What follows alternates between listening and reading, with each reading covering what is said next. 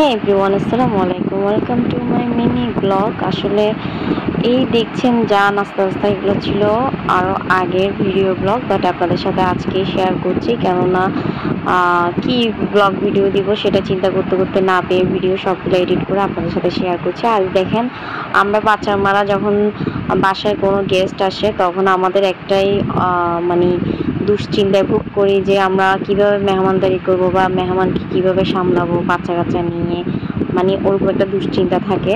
তো সেম আমিও ওরকম একটা সিচুয়েশনে পড়েছি, যেহেতু বাসায় অনেকগুলো গেস্ট আসতেছে। তো আমরা আসলে বেশিরভাগ ক্ষেত্রে বাচ্চা মারা এরকমই করি। বাচ্চাকে যেদিন মেহমান বা যেদিন কাজের একটু বেশি প্রেশার থাকে সেদিন বাচ্চাকে একটু আমরা কম দেখাশোনা করি।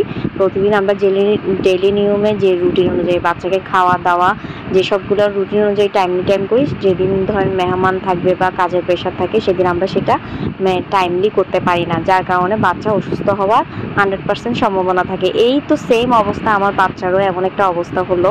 তো এর মাঝে যে আমার বাচ্চার চিটাঙ্গা ভাষায় বলে ডোয়া উঠে, তো ওর যে ওটা হলো সেটা আমি একদমই বুঝতে পারিনি, যেহেতু বাসায় মেহমান আসছিল।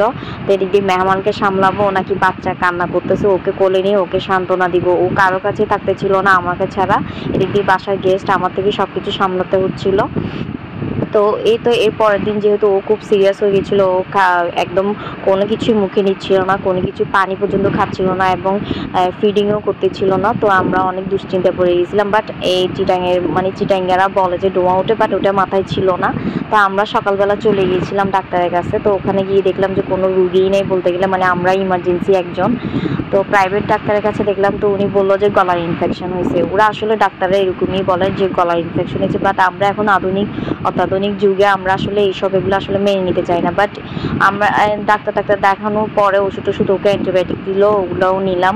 নেওয়ার পর আরেকটা বিষয় ভালো লাগে কি, ওর বাবা ওকে মানে আমার যে এত কষ্ট হচ্ছে তারও খুব সেও আমাকে খুব হেল্প করছে, বাচ্চাকে রাখতেছিল।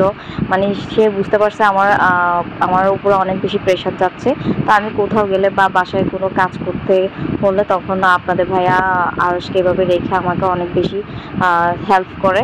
তো এই আসলে সব কিছু ভিডিও ব্লগ মিলে আমি আপনাদের সাথে কথাগুলো শেয়ার করছি। এখানে আগে পরের অনেকগুলো ব্লগ ভিডিও আছে। তো এরপরও হচ্ছে, যেহেতু আমরা ডক্টর দেখানোর পরও কোনো রকম কোনো ফলপ্রসূতি পেলাম না, ওর কী হলো, ওষুধ খাওয়ালো, ও কোনো কিছু খাচ্ছে না, ওষুধ পর্যন্ত খাচ্ছে না, তাহলে কী হয়েছে।